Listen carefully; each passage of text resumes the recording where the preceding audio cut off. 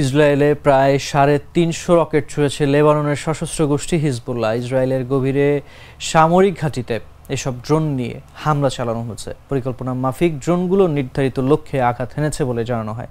Hezbollah এক বিবৃতিতে জানিয়েছে, মেরুন ঘাঁটি এবং অধিকৃত গোলন মালভূমির ৪টি স্থানসহ ইসরায়েলের ১১টি সামরিক ঘাঁটি ও ব্যারাকে ৩২০টিরও বেশি কাতিউশা রকেট দিয়ে হামলা চালানো হয়েছে। এর আগে হিজবুল্লাহকে লক্ষ্য করে বিমান হামলা চালায় ইসরায়েলের সামরিক বাহিনী।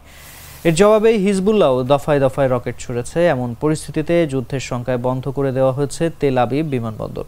রোববার ইসরায়েলের সামরিক বাহিনীর মুখপাত্র ড্যানিয়েল হাগারি বলেছেন, লেবাননে হিজবুল্লাহর হুমকি দূর করতে সক্রিয়ভাবে বিমান হামলা চালিয়ে যাচ্ছে ইসরায়েল। তিনি বলেন, কিছু সময় আগে ইসরায়েলের সামরিক বাহিনী জানতে পারে হিজবুল্লাহ ইসরায়েলি ভূখণ্ডের দিকে ক্ষেপণাস্ত্র ও রকেট নিক্ষেপের প্রস্তুতি নিচ্ছে। এই হুমকি দূর করতে লেবাননের লক্ষ্যবস্তুতে হামলা চালাচ্ছে ইসরায়েলি বাহিনী।